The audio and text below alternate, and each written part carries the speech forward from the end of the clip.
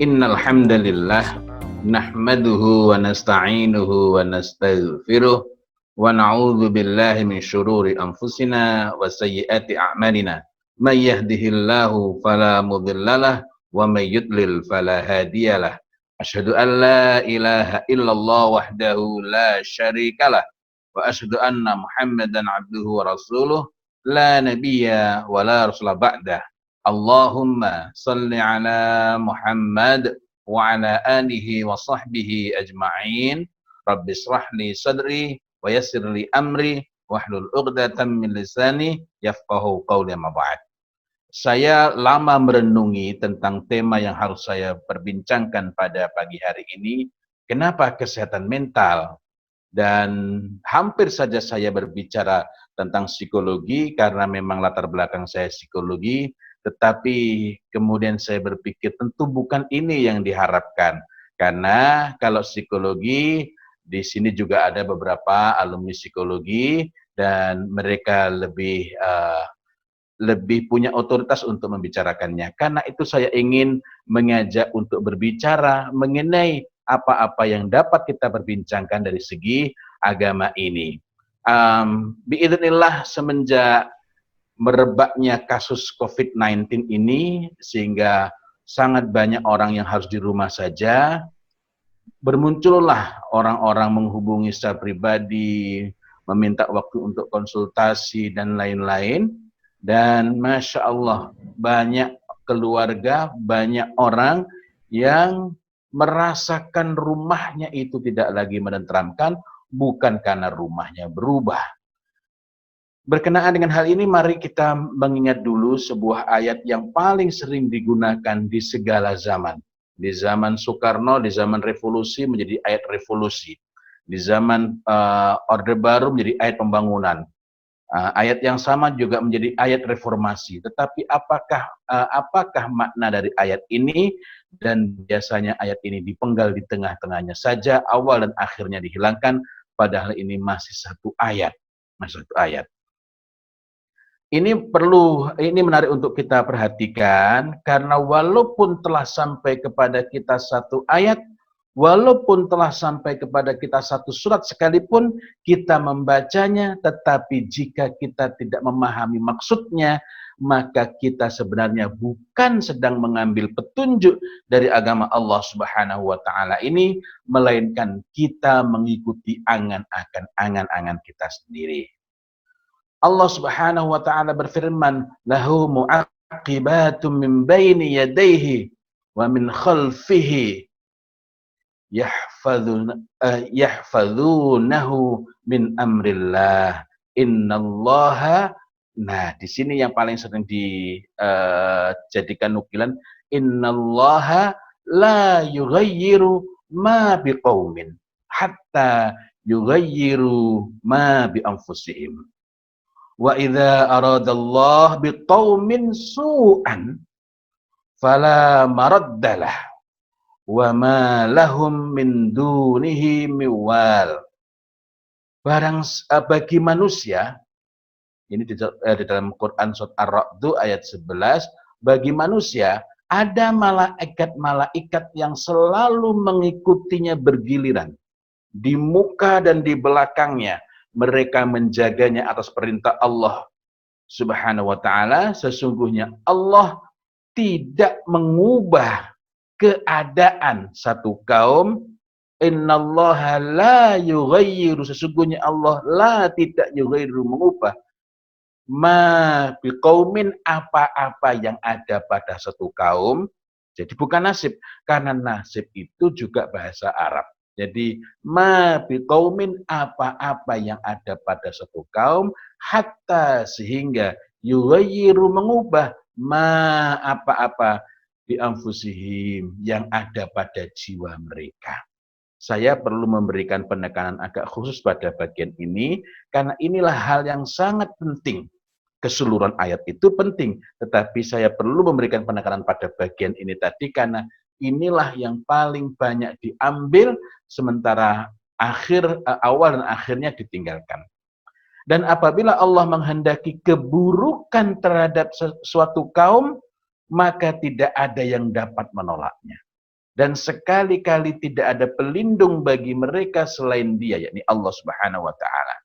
Apa makna ayat ini? Para mufassir menerangkan bahwa setiap manusia tanpa terkecuali memiliki malaikat-malaikat yang silih berganti untuk menjaganya. Mereka menjaga dengan perintah Allah Subhanahu wa taala dan menghitung segala amal perbuatannya. Bahkan meskipun tidak ada orang yang menyaksikannya. Baik itu amal-amal yang berupa kebaikan maupun amal-amal yang berupa keburukan. Allah tidak mengubah kenikmatan yang diberikan kepada suatu kaum, melainkan jika mereka mengubah perintah Allah dengan melanggarnya. Sehingga nikmat itu, karunia itu tidak lagi menjadi nikmat, tetapi menjadi nikmat. Pakai qaf. Nikmat itu berarti bencana, petaka, hal-hal yang membawa kepada keburukan. Jika Allah hendak menguji satu kaum dengan musibah, maka tidak ada yang mampu menghalangi hal itu.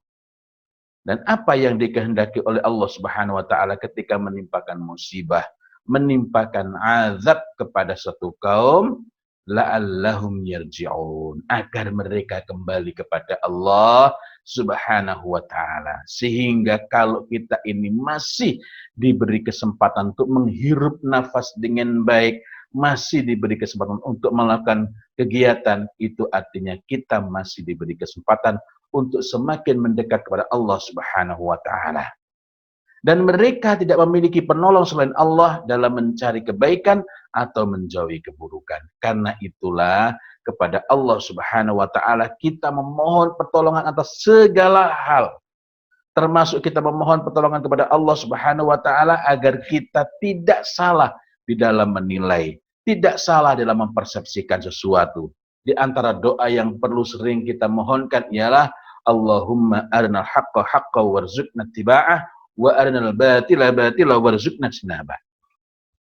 Dalam situasi yang sangat khusus seperti sekarang ini, juga semakin perlu kita mengingat ada dua surat yang tidak pernah Allah Subhanahu wa taala menurunkan satu surat secara utuh sekaligus, apalagi dua surat. Dan ini tidak pernah diturunkan di malam hari kecuali dua surat ini, yakni Mu'awwidzatain. Apa Mu'awwidzatain itu? Dua surat yang berisi perintah Allah Subhanahu wa taala kepada manusia untuk memohon pertolongan kepada Allah Subhanahu wa taala terhadap hal-hal yang secara abadi hingga akhir zaman. Ini merupakan hal-hal yang paling patut kita berlindung dari Allah Subhanahu wa taala, yang kita paling patut waspada sehingga kita perlu berdoa setiap hari. Rasulullah Muhammad sallallahu alaihi wasallam biasa membaca mu'awwidzat. Kalau tadi mu'awwidzatain, ini mu'awwidzat. Kalau mu'awwidzat itu apa? Kalau mu'awwidzatain itu adalah al-falaq, qul a'udzu birabbil falaq min syarri ma khalaq, hingga akhir surat. Dan dari sini kita melihat apa saja hal penting yang kita perlu senantiasa memohon pertolongan kepada Allah Subhanahu wa taala. Ada banyak hal di situ, Min syarri ma khalaq, dari misalnya dari keburukan, dari hal-hal yang membawa keburukan dari makhluk-makhluknya. Corona ini termasuk adalah makhluknya. Kita teruskan kembali. Dan kemudian setelah Al-Falaq, Mu'awwidzatain itu juga mencakup surat An-Nas, Qul a'udzu birabbin nas. Sekali lagi Allah perintahkan kepada kita untuk memohon pertolongan, yakni memohon perlindungan kepada Allah Subhanahu wa taala dengan menggunakan nama Allah Subhanahu wa taala dari hal-hal yang sangat besar bahayanya. Dan bahaya itu bernama waswas. Yang waswas itu datangnya dari syaitan yang berwujud jin dan syaitan yang berwujud manusia. Kalau syaitan berwujud jin, selama bulan Ramadan diikat. Syaitan berwujud manusia masih bisa kirim WhatsApp. Kita teruskan kembali. Adapun mu'awwidzat adalah 3 surat yang Rasulullah SAW biasa membacanya di malam hari, kemudian itu 3 kali diusapkan dari mukanya ke seluruh badannya sejauh yang beliau mampu jangkau dari badannya. Ini dibaca sebelum tidur. Ini untuk memohon pertolongan kepada Allah, memohon perlindungan kepada Allah dari segala keburukan yang kita diminta untuk memohon pertolongan kepada Allah Subhanahu wa taala tersebut. Kembali berkenaan dengan surat Ar-Ra'd ayat 11, yakni mengenai sesungguhnya Allah tidak mengubah apa-apa yang ada pada satu kaum sehingga kaum itu sendiri yang mengubah apa-apa yang ada pada jiwa mereka. Dari Abu Hurairah radhiyallahu anhu, Rasulullah sallallahu alaihi wasallam bersabda, para malaikat malam dan para malaikat siang silih berganti menjaga kalian. Dan mereka berkumpul pada salat asar dan salat subuh. Kemudian malaikat yang menjaga pada malam hari naik ke langit, lalu Allah menanyai mereka dan Allah lebih mengetahui tentang mereka. Bagaimana kalian tinggalkan hamba-hambaku? Mereka menjawab, kami meninggalkan mereka dalam keadaan sholat dan kami mendatangi mereka ketika mereka dalam keadaan sholat. Hadis riwayat Bukhari dan Muslim, dan mudah-mudahan yang demikian ini termasuk kita, yakni yang dilaporkan dalam keadaan baik-baik. Jadi kata kunci awal ialah bagaimana kita menata diri kita, menata iman kita, menumbuhkan sebaik-baik persangkaan. Ada hadis yang mengenai persangkaan ini tapi sangat banyak diselewengkan. Ini hadis panjang, tapi sebagaimana juga ayat ini, hadis ini sebenarnya hubungannya dengan zikrullah. Ana inda dhanni abdi bi. Aku sesuai dengan persangkaan hamba-hambaku.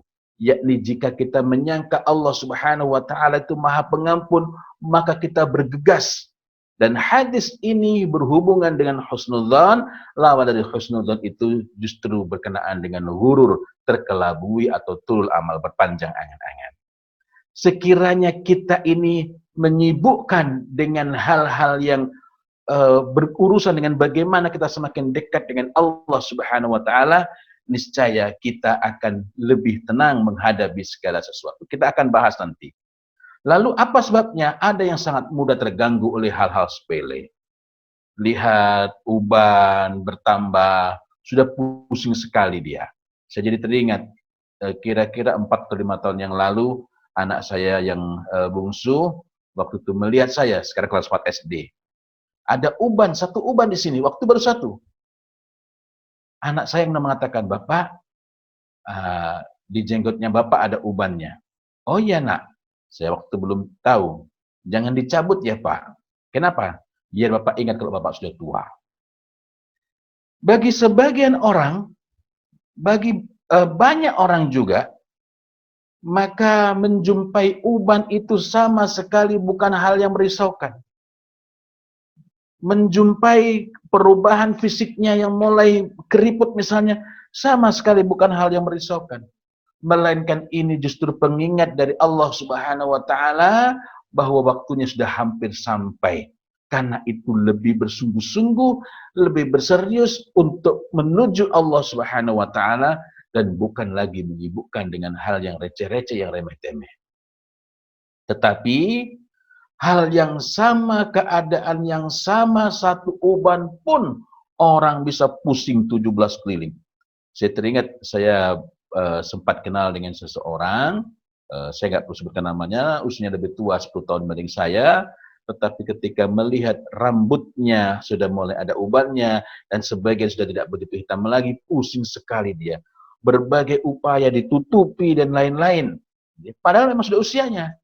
Sampai akhirnya baca, oh pakai minyak kemiri, dia bikin, macam-macam itu, macam-macam. Ya, itu dilakukan karena hal-hal itu begitu merisaukan. Sementara bagi yang lain, ini sama sekali bukanlah hal yang merisaukan. Lalu, apa yang menjadi penentunya? Ma bi'anfusihim.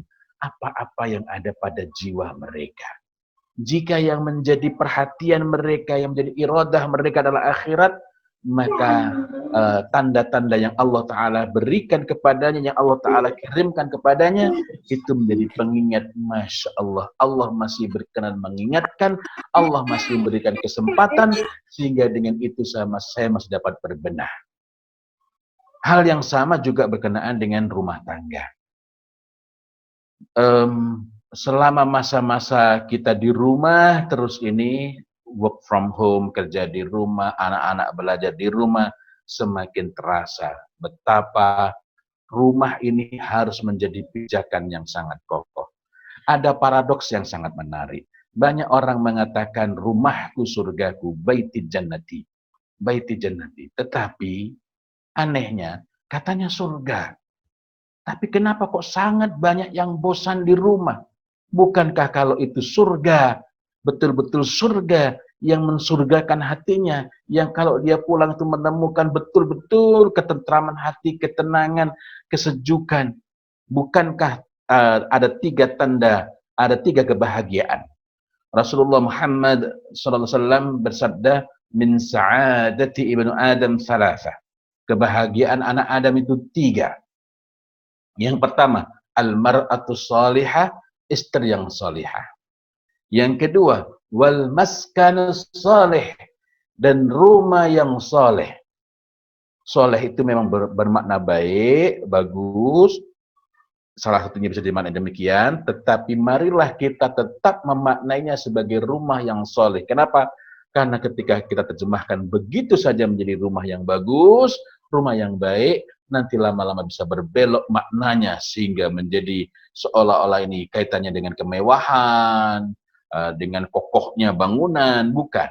Karena soleh itu unsur pokoknya dua, yakni sesuatu itu soleh, rumah itu soleh apabila dia mencegah dari yang buruk dan mendorong kepada yang baik. Maka kalau di rumah itu kita kok tidak betah, di rumah kita suka uring-uringan, di rumah kita mudah merasa bosan, berarti ada yang perlu kita perbaiki, bukan renovasi bangunannya. Kita perlu perbaiki dari rumah kita agar rumah kita ini menjadi maskanus soleh.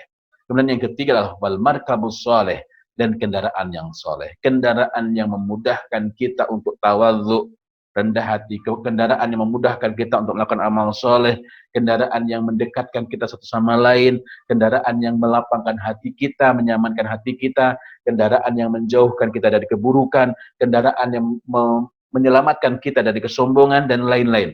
Tapi pada pokoknya lah wal markabus soleh. Karena itulah yang perlu kita perhatikan ialah tiga hal ini, kita mengupayakan tiga hal ini. Al-mar'atus salihah. Lalu gimana kalau sekarang istrinya kok kayaknya jauh dari situ? Itulah tugas kita untuk mendidik. Sebagaimana tugas seorang bapak itu ialah diantaranya kewajiban seorang bapak itu ialah memberikan ibu yang baik bagi anaknya. Apa implementasinya? Apa konsekuensinya? Ketika mendapati istrinya tidak cukup mampu mendidik anak, ingatlah kewajiban mendidik itu ada pada bapak. Hanya saja yang paling berhak untuk melaksanakannya adalah ibu. Karena itu, bapak inilah yang berkewajiban untuk memastikan agar istrinya sebagai ibu dari anak-anaknya mampu mendidik anak-anaknya dengan baik. Karena itu, bapak ini, suami ini sebagai pemimpin keluarga yang berkewajiban untuk membekali, memberitahukan, mengajarkan kepada istrinya bagaimana mendidik yang baik. Mengajarkan itu berbeda dengan menyalahkan. Sangat berbeda dengan menyalahkan. Jadi ketika menjumpai istrinya tidak dapat menjadi ibu yang baik, solusinya bukan ganti ibu, melainkan memenuhi tanggung jawabnya mendidik istrinya. Loh, sudah punya pengetahuan mengenai itu. Sudah memiliki cukup bekal tentang bagaimana mendidik. Karena itu kita yang perlu menelisik. Kenapa dia sudah tahu bagaimana cara mendidik, tapi masih temperamental juga, masih emosional juga. Di sini lagi-lagi tugas suami untuk menelisik agar istrinya lebih mampu mengendalikan emosi. Jangan-jangan yang menjadi sebab dia tidak dapat mengendalikan emosi ialah karena suaminya jarang menyediakan telinganya untuk istrinya. Padahal man ahsanal istima' ta'ajjalal intifa'. Barang siapa yang paling baik dalam mendengarkan, dialah yang paling cepat memperoleh manfaat. Lalu, apa yang perlu dirunut ketika rumah kita itu katanya rumahku surgaku tetapi kok membosankan? Ada tiga hal. Pertama, menengok kembali niat dalam menikah. Ini yang perlu kita perhatikan. niat kita dulu sudah lurus betul. Atau di tengah-tengah. Dari beberapa pengalaman konseling pernikahan itu, rupanya tidak jarang terjadi yang menyebabkan rumah tangga tak lagi menyejukkan, ialah ketika ada pergeseran niat di tengah perjalanan. Kedua, menegakkan qaulan ma'rufah. Qaulan ma'rufah itu perkataan yang menyejukkan, perkataan yang baik, isinya merupakan hal-hal yang baik, bukan hal-hal yang sia-sia, bukan hal yang melukai. Lalu berkenaan dengan luka melukai ini kita juga perlu perhatikan. Kalau ada seorang istri diajak melakukan refleksi, kita sudah tua, uban sudah muncul, tersinggung, itu bukan berarti perkataan ini yang perlu dihentikan, melainkan berarti ada yang perlu diperbaiki pada diri istri, sehingga tidak siap untuk menghadapi perubahan menjadi tua. Meskipun boleh jadi untuk melakukan perubahan itu, kita perlu menahan sejenak ucapan-ucapan semacam itu. Kemudian yang ketiga ialah memperhatikan muasyarah bil ma'ruf. Bagaimana kita berinteraksi, bagaimana kita mempergauli istri, bagaimana istri bersikap, berinteraksi, mempergauli suami dengan betul-betul sangat baik. Makna awal dari muasyarah bil ma'ruf pada asalnya ialah kewajiban bagi seorang suami untuk berhias bagi istrinya. Jadi kewajiban seorang suami untuk berhias bagi istrinya. Bukan terbalik. Karena inilah kewajiban di antara kewajiban-kewajiban seorang suami itu. Nah, apabila yang menjadi perhatian kita adalah bagaimana kita melakukan hal-hal baik yang dengan itu Allah Ta'ala ridha dan bukan sifatnya imbal balik. Saya begini biar dia begini. Saya melakukan ini agar dia begini.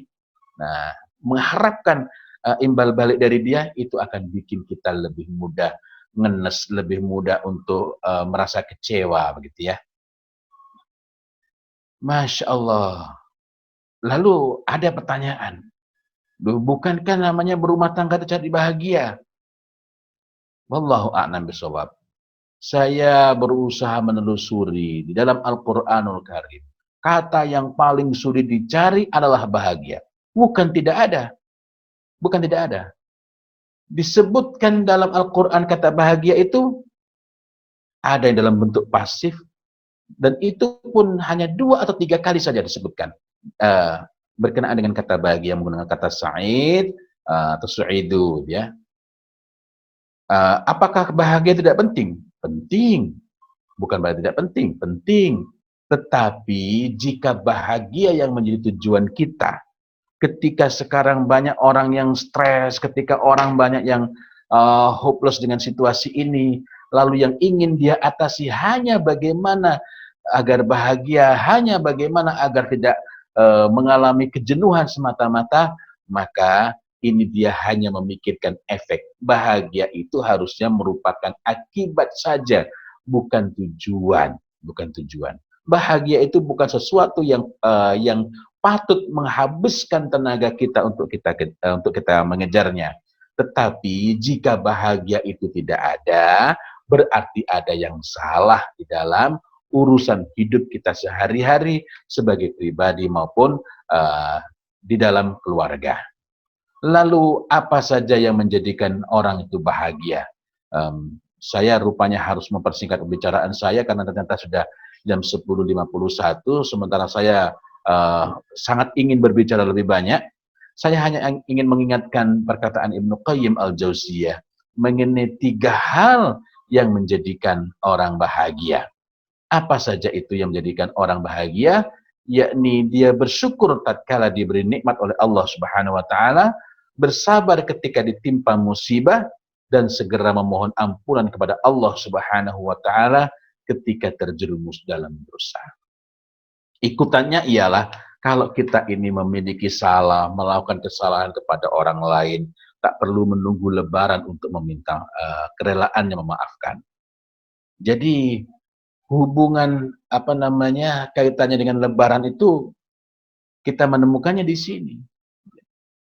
Idul Fitri itu ialah hari ketika kita kembali berbuka. Idul Fitri, hari raya berbuka. Sementara minta maaf itu harusnya kita lakukan setiap saat kita melakukan kesalahan, sesegera mungkin, sedapat mungkin kita segera meminta maaf. Dengan demikian, saat Idul Fitri kita tidak punya beban. Baiklah, kita akan rinci sedikit mengenai 3 tanda kebahagiaan yang disebutkan oleh Ibnu Qayyim Al-Jauziyah. Pertama adalah bersyukur ketika diberi nikmat. Padahal Masya Allah, nikmat Allah itu tidak terhitung jumlahnya. Setiap hari, setiap saat, bahkan dikala kita sedang merasa susah, maka memuji Allah Subhanahu wa Ta'ala, betul-betul memuji atas nikmat makanan, minuman misalnya, sungguh haruslah benar-benar sebagai ungkapan syukur kita. Betapa banyak orang yang lisannya mengucap hamdalah, alhamdulillahirabbil alamin, tetapi hatinya mengingkari, atau itu hanya sebagai ucapan yang tak bermakna di lisannya. Atau perkataan lainnya justru membantah apa yang diucapkannya itu, misalnya, ya alhamdulillah daripada enggak ada. Artinya dia bukan sedang bersyukur, dia sedang mengeluh. Atau perkataan yang lebih terang lagi, ya sudahlah disyukuri saja, adanya begini bagaimana lagi, daripada lapar ya sudah disyukuri. Ini bukanlah ungkapan syukur.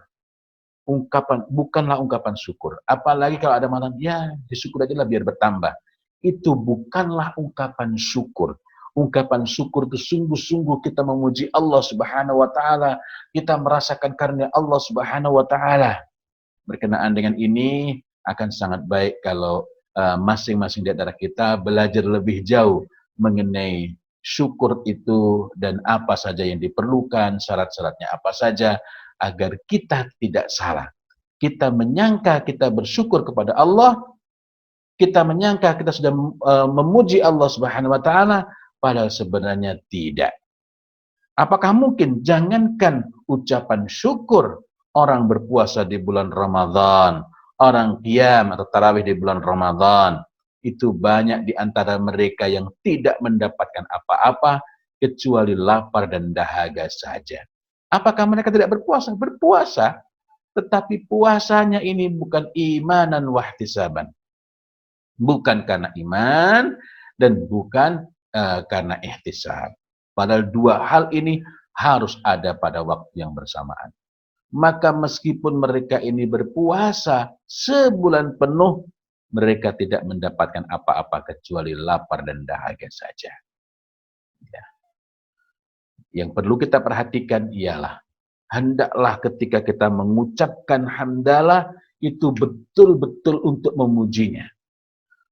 Rasulullah Muhammad SAW telah mengingatkan kepada kita dalam hadis riwayat Muslim, sesungguhnya Allah ridha. Saya ulangi lagi, sesungguhnya Allah ridha. Innallaha la yarda. Sesungguhnya Allah ridha terhadap hamba yang bertahmid, memuji, bersyukur. Alhamdulillah. Tapi yang dipikirkan adalah yang lain. Jadi ketika kita memuji, mengucapkan hamdalah betul-betul untuk memuji Allah Subhanahu wa Ta'ala. Bukan hanya sebagai ucapan yang kita kayak kejar setoran, tetapi tidak ada yang kita rasakan sama sekali. Jadi bertahmid kepadanya, memuji Allah Subhanahu wa Ta'ala setelah menyantap makanan atau mereguk minuman atas makanan dan minuman yang diberikan kepadanya. Jadi bertambahnya nikmat itu yang paling besar, yang paling kita harapkan ialah ridha Allah Subhanahu wa Ta'ala. Tidak ada imbalan yang lebih besar dan tidak ada pertambahan nikmat yang lebih agung melebihi nikmat berupa ridha Allah Azza wa Jalla. Inilah nikmat terbesar bagi seorang mukmin yang ia ingin matinya dalam keadaan tenang jiwanya, nafsul mutmainnah. Dan ia diseru malaikat dengan sebutan saat dipersilahkan kembali menghadap kepadanya. Ya ayyatuhan nafsul mutmainnah. Ia ridha kepada Allah dan Allah ridha kepadanya. Jadi ini kunci awal. Kunci awal. Wallahu a'lam bishawab. Inilah yang perlu kita perjuangkan sehingga kita ini memiliki nafsul mutmainnah. Jiwa kita tenang, tidak mudah risau oleh situasi-situasi, oleh keadaan-keadaan. Betapa banyak orang yang merasa bersyukur, tetapi ia bukan sedang menuju Allah. Ia melakukan perbuatan-perbuatan yang dikenali sebagai ungkapan syukur, tetapi yang ia kejar bukanlah ridha Allah, bukanlah perkenan Allah Subhanahu wa taala, melainkan bertambahnya dunia di genggamannya. Ia menyangka dan ia mengajarkan kepada manusia bahwa bertambahnya nikmat Allah itu ialah berlipat gandanya harta. Ini yang sekarang sementara merebak ini, dan itu berarti terlepas dari dalil. Ia menghafalkan teknik-teknik, pola-pola yang seakan menuju Allah Subhanahu wa taala, padahal itu bukan, ya. Jadi orang yang semacam ini bukanlah sedang bersyukur kepada Allah Subhanahu wa taala, dan kita berusaha, kita perlu berupaya, berharap agar kita termasuk orang-orang yang bersyukur kepada Allah Subhanahu wa taala dan bukan termasuk orang yang mengelabui diri kita sendiri. Ada orang yang mengatakan misalnya, katakan pada diri Anda sendiri, aku bersyukur kepada Allah atas segala nikmatnya. Maka nikmat yang Anda miliki sekarang ini akan bertambah. Jika sekarang Anda memiliki satu mobil, maka semakin sering Anda memperbanyak syukur, mobil Anda akan bertambah. Ini merupakan sesuatu yang keluar dari maksud syukur itu. Wallahu a'lam bishawab. Jadi dari sini sudah kita juga dapat merasakan bahwa yang ia tuju saat itu bukanlah dia bersyukur kepada Allah. Sekali lagi, jangankan cuma ucapan-ucapan seperti itu.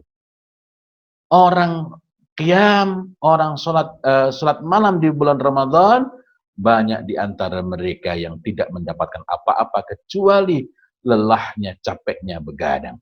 Apa yang dapat menjadikan qiyam itu Allah Ta'ala hitung sebagai kebaikan? Apabila memenuhi apa yang disabdakan oleh Rasulullah Muhammad sallallahu alaihi wasallam, man qama ramadhana imanan wahtisaban ghufira lahu ma taqaddama bidzanbi. Sesiapa yang qiyam di bulan Ramadan imanan wahtisaban, dengan iman dan ihtisab, karena iman dan ihtisab ghufira lahu ma taqaddama bidzanbi, maka diampunilah segala dosa-dosanya yang telah lalu. Ya. Jadi di sini apa yang poin penting itu? Imanan wahtisaban. Yang dimaksud ihtisab itu bagaimana? Dia betul-betul berhitung. Kira-kira ini akan merusak tidak puasa saya dan seterusnya, ya. Saya perlu percepat karena waktunya sudah mendekati habis. Yang kedua adalah bersabar ketika ditimpa musibah atau cobaan.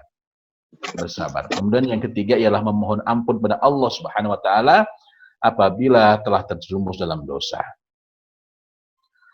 Ini semua yang menjadikan kita lebih mudah mendapatkan, memperoleh kebahagiaan.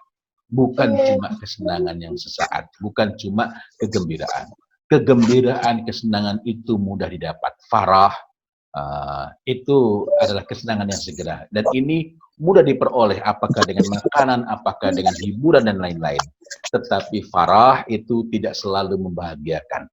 Alangkah banyak orang yang bergembira karena menonton hiburan misalnya, begitu selesai hiburannya, hilanglah kegembiraan itu. Karena itulah jangan meletakkan kegembiraan dan kesejukan diri kita, keluarga kita, pada kesenangan-kesenangan yang berasal dari luar, apalagi yang saat ini tidak terjangkau oleh kita. Betapa banyak orang yang justru semakin sumpek karena yang dia pikirkan pingin makan di sini, pingin makan di tempat ini, dia pingin berkunjung ke sini, pingin berkunjung ke sana, yang saat ini tidak mungkin dilakukan. Sehingga semakin dia berangan-angan, semakin lelahlah dia, semakin jenuhlah dia, semakin jauh kebahagiaan itu darinya, dan itu bukan karena keadaan rumahnya, melainkan karena dirinya sendiri yang bersibuk dengan sesuatu yang ada di luar rumah dan bukan bersibuk dengan apa yang ada dalam dirinya dan apa yang ada di rumahnya. Nah, sebagian orang akhirnya berlomba-lomba, bukan menghabiskan waktu tapi membunuh waktu. Berlomba-lomba mendownload video, menyaksikan film melalui berbagai saluran. Untuk apa? Ibarat luka itu bukan mengobati luka. Kalau kita mengalami kejenuhan itu bukan untuk mengobati kejenuhan. Itu hanya menutupi luka saja. Bahkan menambahnya sehingga kita mudah lelah. Kalau kita capek, tired, berbaring atau tidur berkualitas meskipun hanya sesaat, sudah cukup untuk menjadi obat. Tetapi lelah lain ceritanya. Jiwa yang lelah itu istirahat tak memuaskan. Semakin bertambah dia berhibur, semakin lelah jiwanya, sulit menemukan kesejukan dalam dirinya. Lalu apa yang kita perlukan? Menghidupkan jiwa kita, menjauhkan hati kita dari berbagai penyakit yang saat ini semakin mudah masuk ke ruang pribadi kita. Qalbun marid, terlebih qalbun mayyit, hati yang sakit, terlebih hati yang mati, akan sulit menemukan keteduhan, ketenteraman, dan ketenangan di saat seperti ini. Nah, ini hal-hal yang berkenaan dengan diri kita sendiri. Lalu, diri kita maupun keluarga kita. Lalu, apa yang dapat kita lakukan lainnya? Memperbanyak zikrullah. Apakah zikrullah itu? Bukan subhanallah, subhanallah, subhanallah, subhanallah, subhanallah. Bukan. Itu wirid. Kita bisa berzikir kepada Allah dengan melakukan wirid, tetapi sebagaimana kita memuji Allah tadi, ucapan hamdalah itu kalau hanya sebagai tumpukan kata-kata, maka ia tidak mempengaruhi jiwa kita.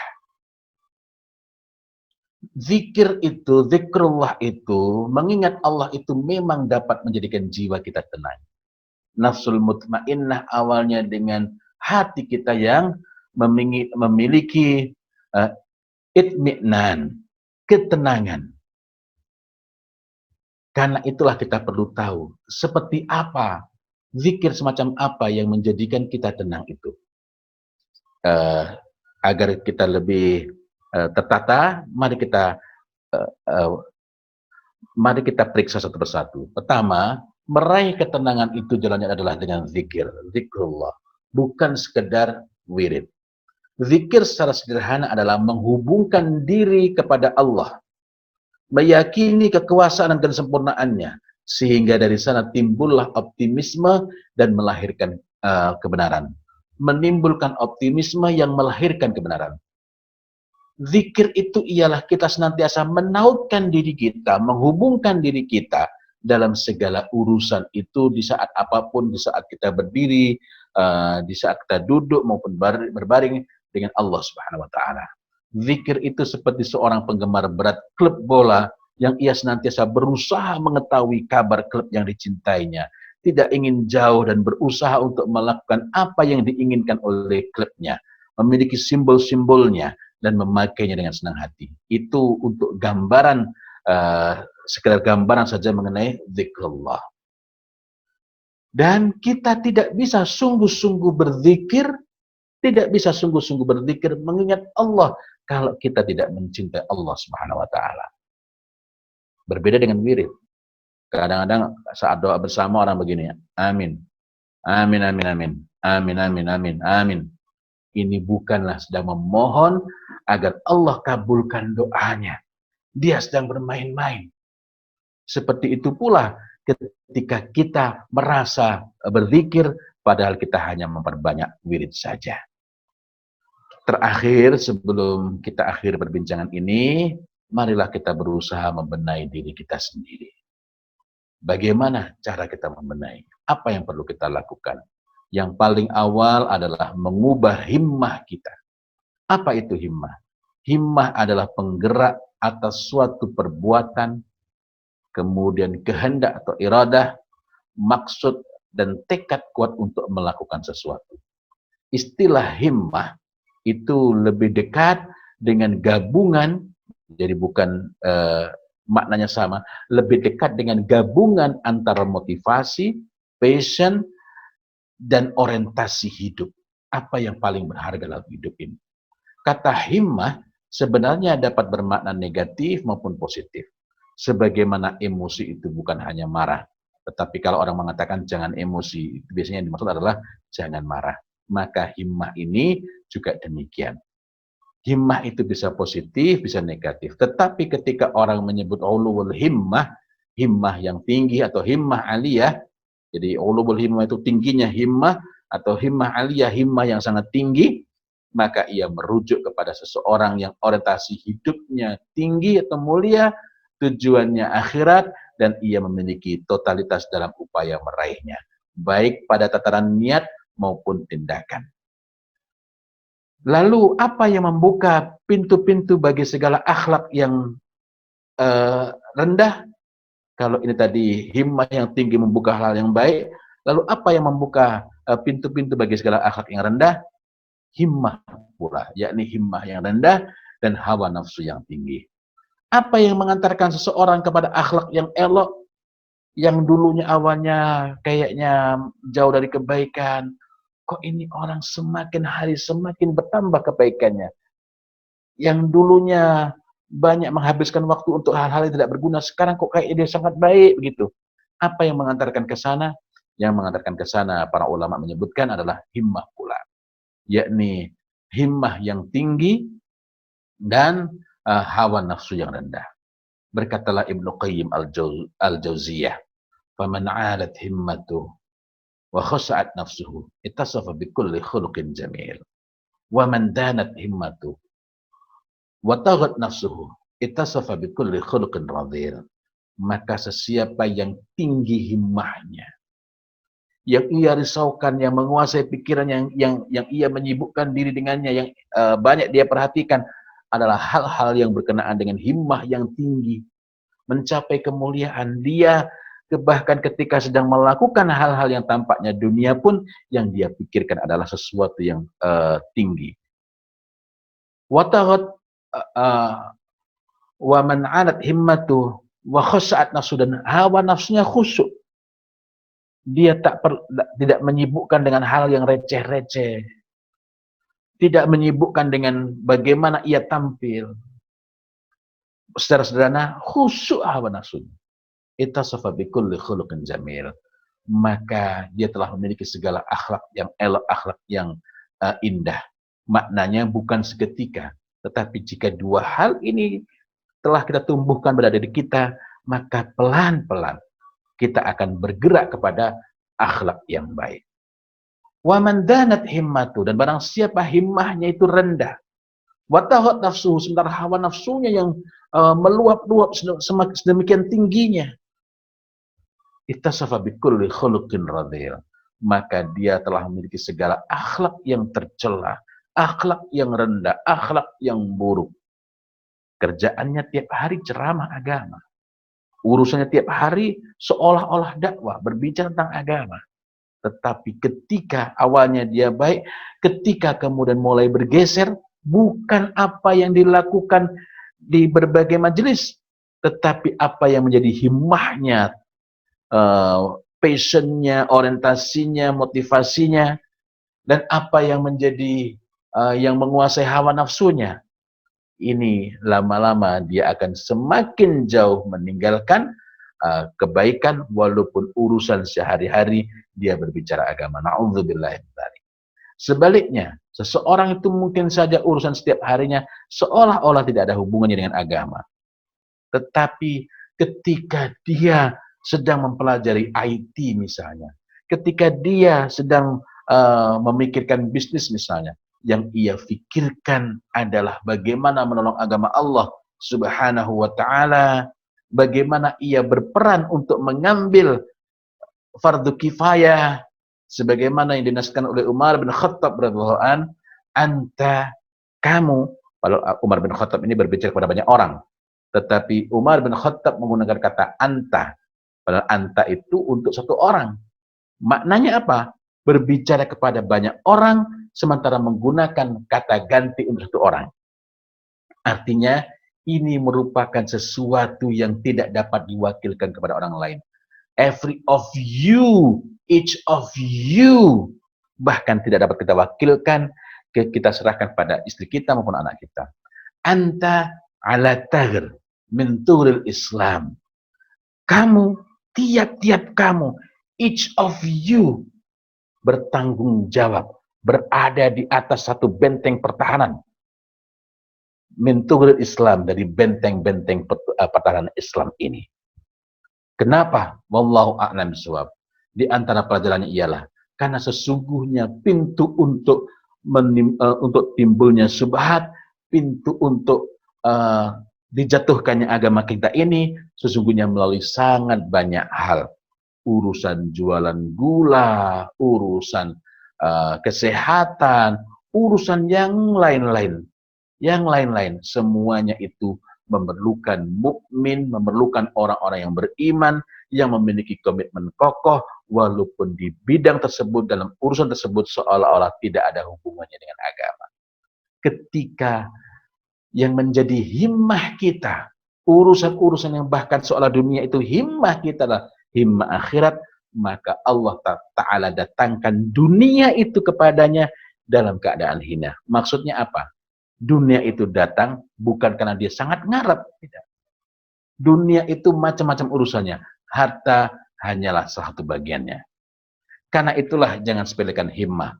Umar bin Khattab radhiyallahu an berkata, jangan meremehkan himmah kalian. Sesungguhnya aku tidak pernah melihat sesuatu yang lebih menghalangi dari kemuliaan-kemuliaan melebihi kecilnya himmah. Lalu dari mana kita memulai? Lisan kita, perhatian kita. Lisan kita, perhatian kita. Kemudian jauhi pula ima'ah. Ima'ah itu apa? Ikut-ikutan. Ikut-ikutan. Anak-anak saya sempat membincang, Pak, Bapak kan suka kopi. Oh iya nak. Bapak gak bikin dalgona? Oh tidak nak. Jangan. Apakah itu haram? Bukan. Tetapi yang tidak baik adalah ketika ikut-ikutan. Karena ikut-ikutan dalam persoalan yang baik saja tidak baik, apalagi dalam urusan yang tidak jelas baiknya. Apa nggak boleh minum kopi seperti itu? Boleh. Yang nggak boleh di sini adalah ima'ah. Ima'ah. Ima'ah itulah yang memudahkan taghat nafsu, hawa nafsu kita semakin melampung. Ima'ah itulah yang memudahkan kita untuk sibuk dengan urusan-urusan sepele, urusan yang receh-receh, remeh-temeh. Ima'ah itulah salah satu pintu yang memudahkan kita gelisah terhadap hal-hal yang tidak esensial, terhadap hal-hal yang tidak mendasar. Jadi jauhi ima'ah. Apalagi kalau ima'ah itu jadi pembicaraan sehari-hari. Kemudian tumbuhkanlah, hidupkanlah pembicaraan di tengah-tengah keluarga. Pembicaraan di antara kita dengan rekan-rekan kita. Setiap saat dengan segala hal yang Allah Subhanahu wa Ta'ala cintai sebagai bagian dari urusan hidup kita. Sedikit demi sedikit. Sehingga dengan itu kita tidak seolah-olah tidak sedang mengobati diri kita, tetapi kita menjadi lebih teduh, lebih tenang, tidak mudah risau oleh urusan yang receh-receh. Di antara hal yang perlu kita hidupkan dalam perjalanan kita sehari-hari ialah apa yang Rasulullah Sallallahu Alaihi Wasallam sabdakan, Innallaha jawad, sesungguhnya Allah jawad itu bermakna dermawan, tapi juga dapat bermakna serius. Dengan kata lain bahwa jawad ialah kedermawanan yang sangat serius atau keseriusan yang sangat tinggi dan melahirkan kedermawanan. Innallaha jawad yuhibbul jud, dan mencintai keseriusan, mencintai kedermawanan. Wa yuhibbu, dan mencintai ma'alil akhlak, akhlak yang tinggi. Wa yakrahu safsafaha, dan membenci safsaf, membenci urusan yang receh-receh, urusan yang remeh-temeh. Dalam hadis yang lain, kalau tadi hadis riwayat Baihaqi, dalam hadis yang lain, hadis riwayat Tabrani, Abdul Razzaq dan Al-Hakim, Rasulullah Muhammad sallallahu alaihi wasallam bersabda, Innallaha karim yuhibbul kiram wa yuhibbu ma'aliyal akhlaq wa yakrahu safsafaha. Sesungguhnya Allah Ta'ala itu mulia, mencintai kemuliaan, dan mencintai wa yuhibbu ma'alil akhlak, akhlak yang luhur, akhlak yang tinggi. Wa yakrahu safsafaha, laki-laki yang disebut adalah membenci segala hal yang remeh-temeh, sepele, yang kalau kita membicarakannya, kalau kita memperbuatnya tidak membawa kebaikan apapun, tidak membawa kebaikan apapun, tidak ada manfaat apapun, tidak menjadikan orang lebih lebih besar kebaikannya, tidak menjadikan orang itu lebih dekat dengan Allah. Ya. Karena itulah mari kita kurangi saf-saf, mari kita kurangi membicarakan hal-hal yang tidak berharga. Yang tidak berharga itu bukan berarti urusan yang kecil. Karena urusan yang kecil pun jika ini bagian dari ketaatan, bagian dari keimanan, maka itu berarti hal yang baik, hal yang mulia. Contohnya, menyingkirkan gangguan dari jalan, itu merupakan cabang iman yang paling rendah. Jadi, menyingkirkan gangguan dari jalan, termasuk membicarakannya, agar kita tergerak untuk menyingkirkan gangguan dari jalan, ini bukanlah saf-saf. Sebaliknya, jika menyingkirkan gangguan dari jalan itu merupakan indikator, merupakan cabang iman yang terendah, maka mendatangkan gangguan berarti menandakan imannya ini ada yang perlu dibenahi, imannya masih sakit. Apa ada orang mendatangkan gangguan? Banyak. Lagi naik mobil gitu, tiba-tiba dia buang sampah sembarangan, itu mendatangkan gangguan di jalan. Sementara kalau dia menjumpai, hendaklah dia ambil, disingkirkanlah gangguan dari jalan. Allahu a'lam bishawab. Saya kira itu karena waktu tidak memungkinkan, saya hanya ingin menutup bahwa sesungguhnya ada 3 hal yang perlu kita tumbuhkan, kita miliki, khususnya karena kaitannya dengan keluarga, kita di rumah saja, wabil khusus suami istri, sebelum berbicara lebih luas dengan anggota keluarga lainnya, yakni bagaimana antara suami istri ini menumbuhkan fiqah, trust, kemudian menumbuhkan satu sama lain di antara mereka iradah ilal khair, dan kemudian menumbuhkan di antara mereka ini husnul adab, adab yang baik. Adab yang baik ini yang menjadikan rumah tangga terasa menyejukkan dan membuat anggota keluarga sesama lain merasa nyaman. Wallahu a'lam bishawab. Itu saja yang dapat saya sampaikan, karena waktu yang sudah tidak memungkinkan, maka saya cukupkan sampai di sini. Apa yang saya sampaikan pasti ada salahnya, itu kesalahan saya Muhammad Fauzil Alim. Ingatkanlah saya dengan akhlak seorang mukmin kepada saudaranya, yakni dengan tawassul bil haq, wa tawassul bis sabr, wa tawassul bil marhamah. Dan kalau ada yang benar, itu pasti dari Allah. Mudah-mudahan kita dapat melaksanakan sekuat kita, semampu kita. Astaghfirullahaladzim, ihdinas shiratal mustaqim, billahi taufiq wal hidayah, wa ridha wal inayah, walhamdulillahi rabbil alamin. Wassalamualaikum warahmatullahi wabarakatuh.